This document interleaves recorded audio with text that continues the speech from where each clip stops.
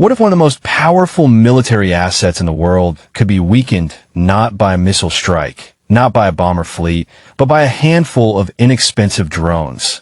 That question sits at the center of a major shift in modern warfare. For decades, military planners believed that strategic depth was one of the strongest forms of protection. The farther an important asset was from the battlefield, the safer it would be. But recent events in the Russia-Ukraine war have challenged that assumption in dramatic fashion. If you enjoy deep military analysis and want to understand the strategic side of modern conflicts, make sure to subscribe and stay tuned. Because this story is not simply about aircraft being damaged on an airfield. It is about how technology is changing the balance between cost, distance, and military power. To understand why this matters, we first need to look at a unique aircraft that has played a critical role in Russia's military communications network. For many years, Russia relied on specialized long-range aircraft derived from Soviet-era designs. Among them was the Tu-142, a large maritime patrol aircraft originally developed to search for submarines across enormous stretches of ocean. These aircraft became a key part of Russia's naval aviation force after the collapse of the Soviet Union. But one version stood apart from all the others. Known as the Tu-142MR, this aircraft was designed for a highly specialized mission. Instead of focusing primarily on submarine hunting, it acted as a communications relay platform. Using sophisticated systems, it could help transmit signals over vast distances and maintain contact with strategic naval assets. This role was particularly important because ballistic missile submarines operate in extreme secrecy. Their effectiveness depends on remaining hidden beneath the ocean surface for extended periods of time. Communicating with them is one of the most difficult challenges faced by any military. As a result, aircraft capable of supporting that communication network became valuable strategic assets. Unlike modern fighter jets that can be produced in larger numbers, these specialized aircraft are rare and difficult to replace. That rarity is what makes reports of damage to such systems so significant. Military analysts have increasingly focused on how Ukraine has used long-range drones to strike targets far beyond the front lines. Rather than concentrating only on immediate battlefield objectives, some operations have aimed at infrastructure, maintenance facilities, logistics centers, and aircraft located deep inside Russian territory. The strategic logic behind these attacks is straightforward. Destroying a tank is useful. Destroying a facility responsible for maintaining dozens of aircraft can be far more impactful. Damaging a logistics hub can affect operations across an entire region. In modern warfare, targeting the systems that support military power can sometimes produce greater effects than attacking frontline units directly. This brings us to Taganrog. Located in southern Russia, Taganrog has long been associated with aviation maintenance and repair activities. Various military aircraft have passed through facilities there for servicing, upgrades, and overhaul work. Because of its location far from active combat zones, many observers once considered it relatively secure compared to bases closer to the battlefield. However, the growing range and sophistication of drone technology have changed that calculation. Long-range drones can now travel hundreds or even thousands of kilometers while carrying surveillance equipment or explosive payloads. They are smaller than traditional aircraft, often cheaper to produce, and can be difficult to detect under certain conditions. As these capabilities improved, military planners around the world began paying closer attention to a new reality. Distance alone no longer guarantees protection. According to multiple reports and assessments, Ukrainian drone operations have increasingly targeted sites that were once viewed as beyond reach. These missions are designed not only to cause physical damage, but also to force the opposing side to devote additional resources to defense.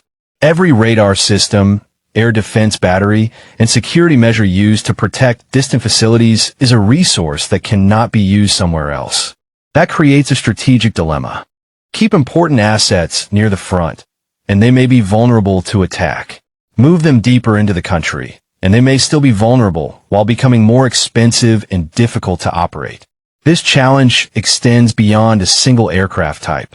Over the course of the conflict, Reports have highlighted concerns regarding early warning aircraft, maintenance infrastructure, logistics hubs, and advanced combat aircraft.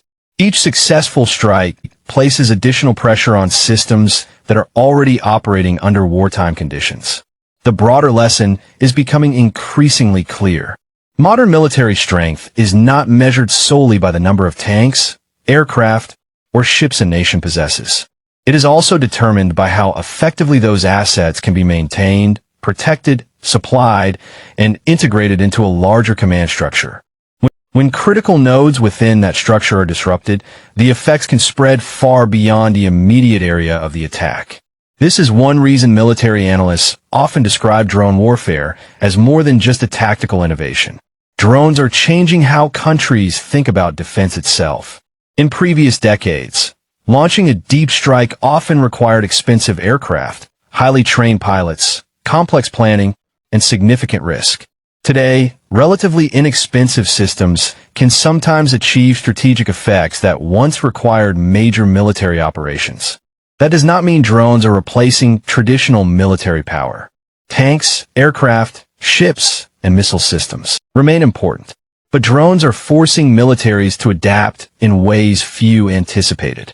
For Russia, Ukraine, and many other countries observing the conflict, the implications are enormous.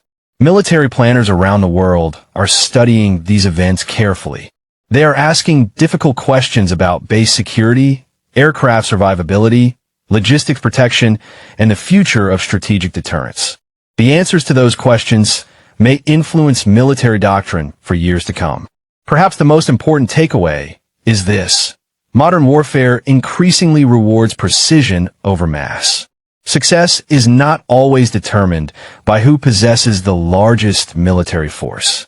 Sometimes it depends on identifying the most valuable points within an opponent's network and finding a way to reach them. The Russia-Ukraine war continues to provide examples of this evolving reality. Whether through drones, cyber operations, electronic warfare, or long-range precision strikes, conflicts are becoming more focused on disrupting systems rather than simply destroying equipment. And that shift may ultimately be remembered as one of the defining military lessons of the 21st century. The battlefield of the future is no longer limited by front lines. It stretches across logistics networks, communication systems, maintenance facilities, and strategic infrastructure. The side that adapts fastest to that reality may gain an advantage that numbers alone cannot provide. As the war continues, one thing is becoming increasingly clear: the age of assuming that distance equals safety is coming to an end. If drone warfare has exposed the vulnerability of strategic assets, the next question becomes even more important. How do militaries defend against it? For decades, air defense systems were designed to counter threats such as fighter aircraft, bombers, cruise missiles, and ballistic missiles. These systems were built around the assumption that attacking an important military target would require expensive platforms and complex operations. But drones have changed the equation. A modern military may spend millions of dollars operating advanced air defense systems, yet face attacks from drones that cost only a tiny fraction of that amount. This creates a serious economic challenge. Imagine launching a costly interceptor missile against a low-cost drone.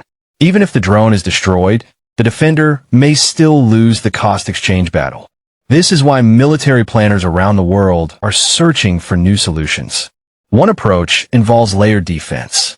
Instead of relying on a single system, countries are increasingly combining radar networks, electronic warfare units, short-range air defenses, mobile anti-aircraft guns, and specialized drone detection systems.